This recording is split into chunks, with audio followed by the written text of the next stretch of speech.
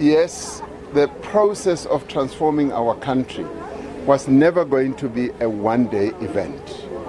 And it was also going to be a generational process. It took 347 years to destroy the future of this country. The colonialists who came here, the apartheid regime, destroyed the fortunes of this country by dispossessing the assets of our people. Wherever you go now, you see how people were impoverished, how they were dispossessed. And wherever you go, you see people who have not been given the necessary skills and knowledge. So 347 years it took to bring this country to the sad state that it is. Now, in 30 years, we will not be able to reverse that history completely. Hartlike goeiemôre kykers en luisteraars, baie welkom by hierdie uitsending weer eens. Iets so vinnige uittreksel gesien van ons president Cyril Ramaphosa en ek gaan later ook 'n uittreksel speel van minister Fikile Mbalula wat ook uitlatings gedoen en gemaak het tydens die 114-jarige viering van die ANC se bestaan. Maar voordat ek 'n bietjie gesels oor wat president Ramaphosa gesê het en vir u minister Fikile Mbalula se uittreksel speel, wil ek net eers vir u sê dat alles in die lewe het 'n motief, né? Toe president Donald Trump sê, luister, Venezuela, julle het dwelmmiddels wat julle invoer of uitvoer na Amerika en aan hierdie kant ingevoer word, en ons weet van die paar bote wat hulle op die see stukken geskiet het, aangeval het en alles daarmee saam. Die motief was éventueel om dan 'n regeringsverandering teweeg te bring.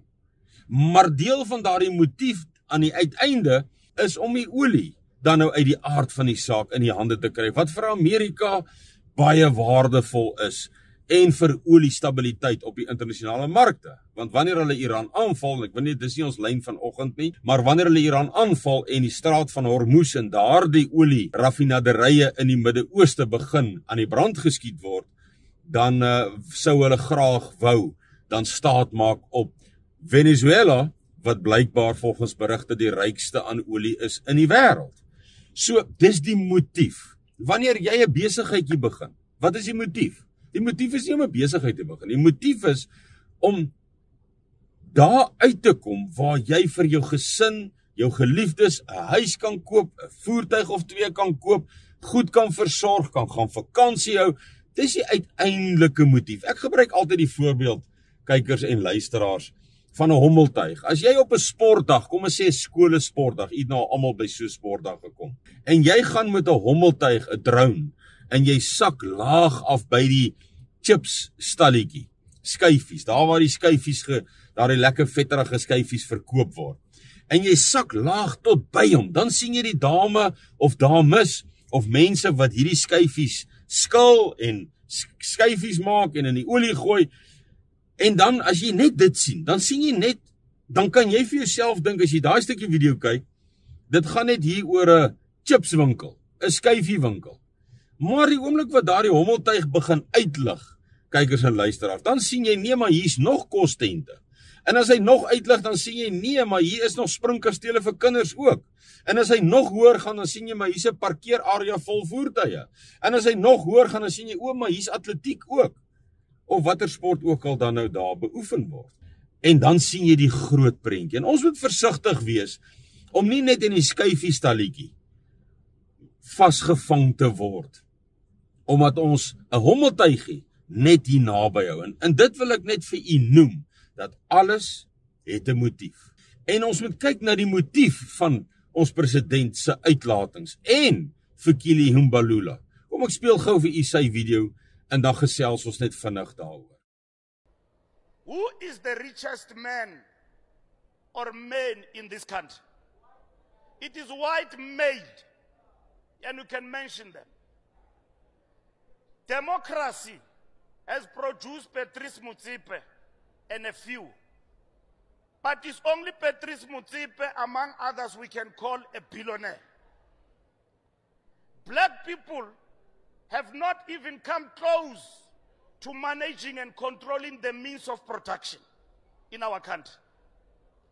This country is dominated by male white people who run the economy of the country.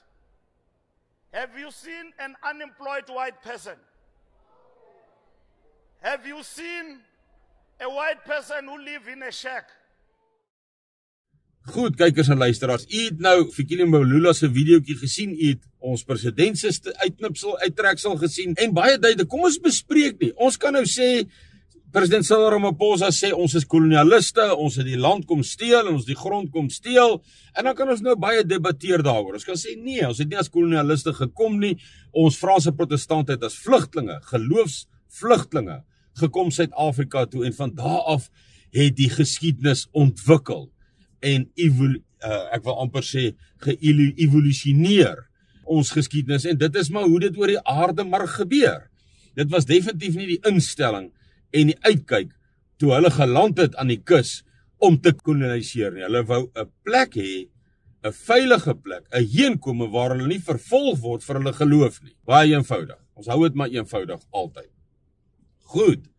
So, eerstens kan ons nou debatteer. Ja, ons is nie kolonialiste nie. Ja, dit was nie, of nee, dit was. Hier is ons moet kyk na die motief. Ons moet die hommeltuig uittrek sodat ons die hele prentjie kan sien. En as ons kyk na die uitlatings van minister Fikile Mbalula, wat vir ons sê dat daar's nie blankes in shacks nie, soos hy dit stel. Ja, ons kan foto's plaas van blankes tans in Suid-Afrika wat in shacks is. Blanke plakkers. Dit is alom bekend. Duisende blanke plakkers. En ons kan ingaan en redeneer waar hy sê byvoorbeeld jy al 'n blanke werkloos gesien. Natuurlik. Dis hoekom al honderde duisende van ons kinders oor see gaan werk, is omdat hier nie werk is vir hulle nie. En hulle het een van twee keuses gehad, of ons gaan werk dan nou daan verdien iets, of ons gaan hier werkloos wees. So, ons kan nou hier oor redeneer, en ons kan voel, ons voel goed, ons het 'n goeie argument hier gevoer, ons moet na die motief kyk. Die motief hier is rasseopsweping. Hier word deur die president van 'n land gesê, julle armoede, julle gesukkel, julle poverty, armoede, is as gevolg van hierdie ander etniese groep. Julle swart massas, weet julle hoekom is julle arm? As gevolg van die blankes. En minister Fikile Mbalula sluit maar net presies hierby aan, wat sê, wie is die rykste in Suid-Afrika? Blanke mans. Wie die besighede? Blanke mans. Wit is. Hy gebruik die woord wit is. So die motief hier agter is 'n opsweping van die massas. Want as jy vir 'n etniese groep sê, as ek nou vandag vir die blankes in Suid-Afrika sê, julle is in hierdie situasie en is 'n slegte situasie as gevolg van hierdie etniese groep. En dit word geglo, want dit is nie moeilik om dit te sien nie. Dit word geglo, dit wil graag geglo word en dit word geglo. Dan begin daar mos 'n haat ontwikkel. Dis mos logies, mense. Ons bel weer vir logika. Logika sê vir ons, wanneer jy dit doen, dan is jy besig, die mooi ou Afrikaanse woord vir hierdie rassehaat, hierdie opsweping tussen identiteite, etniese groepe, is polarisasie. Dis nou die mooi woord daarvoor. So hier's 'n uiterste en 'n ekstreme polarisasie van die president van ons land wat sê, ja, julle sukkel so, as gevolg van hierdie kolonialiste, wat alles kom vat het. Nou, hoe kyk hierdie massa onmiddellik? En dit sluit aan by my vorige video wat ek gemaak het, waar ek vir u gesê het, dat die Amerikaners kan kom, en hulle gaan kom. Hoe hulle gaan kom, kan ons nie presies sê nie. Ons kan 'n paar lekker gesels daaroor. Gaan hulle doen soos in Venezuela nou? Gaan hulle doen met magte op die grond? Gaan hulle doen met goedgesinde magte in Suid-Afrika, wat is hulle as proksies, met ander magte wat bereid sal wees om vir hulle hier te veg, soos die DA en die westelike deel van ons land? Hoe presies? Dis nie die lyn van hierdie gesprek nie, en jy gaan op die einde van die dag raai, as jy nie konkrete inligting het nie. So ons is nie in die raai storie nie. So met ander woorde, ons kan nou duidelik sien, hier word rassehaat aangewakker. Het jy al 'n blanke plakker gesien? Natuurlik is daar blanke plakkers. Maar vir die massas word gesê, en hulle antwoord, jy kan in die gehoor hoor, nee. En het jy al, is hulle in die armoede wat ons is? Nee. En weet julle hoekom? Is julle arm? Hoekom is julle plakkers? Hoekom besit julle niks? Is oor hulle. En nou moet ons na die motief kyk, want hierdie motief loop na iets toe. En dis hoekom ek baie logies vir u gesê het. Wanneer die Amerikaners voet aan wal sit in Suid-Afrika, en op watter wyse ook 'n regeringsverandering, het sy in die nasionale regeringsstelsel of net gebore en vanuit die westelike deel van die land van 'n Afrika provinsie. Hoe ook al hulle hom loods, het ek vir u gesê, daardie goed uitgewerkte plan gaan nie werk nie. Behalwe dat Msiener dit so voorspel het. Kom ons los Msiener uit. Ons kyk na logika. Dit is dan logies dat wanneer hier en sou hier 'n regering inkom en hierdie massas is opgesweep deur die president, deur die minister nou onlangs, ek praat nie van al die opswepings van provinsiale hoofde en nog ministers, ons kan blaaie volvoer, ons praat nie eens van Malema, Sekilde Boer, Kilde Farmer en al sy rassistiese en skuldbelaaide beskuldigings teen ons, hierdie etniese groep in Suid-Afrika, die wites, die witmans, dan kan u almal mos saam met my stem, dat wanneer ook al hierdie Amerikaners daardie regering loods, daardie regeringsverandering loods, en ek wil nie nou detail vandag ingaan die China aan die ander kant, en alles daarmee saam nie, want daar raak het 'n lywige video hierdie. Ek dink die punt wat ons net hier, is om net weer te besef, dat die massas is en word, selfs deur die president van 'n land, en ministers van 'n land, opgesweep, teen 'n ander etniese groep. En wanneer die Amerikaners sou inkom, gaan hierdie massas, en ons het nou weer gesien van die polisie wat RPG-projektiele gekry het, en beslag opgelê het, RPG, u weet almal, dis daar die anti-tank wapen wat gebruik word, veral in Afrika, en Russiese wapen, baie effektiewe wapen om te gebruik. U het video's gesien van my in die verlede van die splinternuwe AK's. Dan is die opsweping gedoen. Die motief is om op te sweep. Hulle weet almal, president Ramaphosa, die ministers, die ANC, en ek wil vir u sê, ek dink tot 'n groot mate tot op die grondvlak, weet, hier gaan 'n oorlog ontwikkel tussen die Oosblok en die Wesblok. En wanneer dit, gaan hulle hierdie grondmagte, die EFF, Umkhonto we Sizwe, die gewone ou op straat, wat dan genoeg opgesweep is, teen hierdie etniese groep, want ons witmans, wites in Suid-Afrika, word mos geassosieer met sê nou maar die Amerikaners. Want AfriForum en Solidariteit was mos nou by die Amerikaners, was mos nou. So, dis nie moeilik nie. Wie logika? Bel net vir logika. En dan dink ek, is dit vir ons almal raak, Msiener se gesig, logies, wat sê hulle kyk soos een man na ons toe. Ek vat nou hier 'n raaiskoot, maar een ding kan ek vir u sê, wanneer hier 'n Doringbos regering inkom, 'n regering van nasionale eenheid, wat weer 'n koloniale kleur het, en hulle gaan hom so inkleer en dit kleer hom klaar so in, dan is daar genoeg haat aangeblaas onder die massas.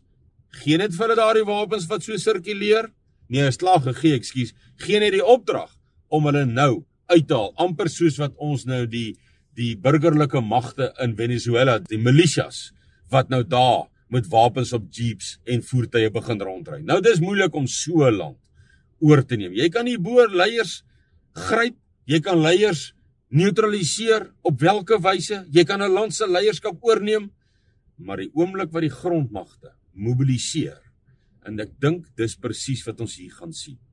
Ons gaan 'n poging van die Amerikaners sien, daar is nie twee sake oor dit nie, maar dan gaan daar 'n reaksie wees, en daardie reaksie gaan verseker teen u en my gemik wees. Ons sien dit dan in die toesprake van 'n president en 'n minister. Hoe moeilik is dit om dit te sien? En dan dink ek, is ons presies nie dink nie. En hierdie sal getoets word in die toekoms, kykers en luisteraars, dan sit ons met 'n Joel 2 mag, opgerig, gemobiliseer, bewapen, wat dan gaan doen wat Joel 2 sê, hy gaan doen. En u hoef dit nie, u kan sê, ag, ek is al 80 jaar oud, en ek het nog nie van Suid-Afrika in die Bybel gelees nie. U hoef nie, u gaan dit beleef, u gaan dit voel. En daarom sê ek altyd vir u, dis my brandwag waarskuwingswerk, en ek sal dit bring tot op die laaste dag wat dit die Vader se wil is, om dit te bring. En u het nog elke dag geleentheid om in te skakel by Suidlanders, deel te raak van 'n groepering wat saam hierdie dilemma gaan hanteer. Saam deur die Vader dan afgebid sal word ons lyding, sodat ons daar sal kom waar hy ons wil hê, van waaraf die herstel dan ook weer sal plaasvind. Jy moet 'n pragtige week hê, tot ons weer praat. Totsiens.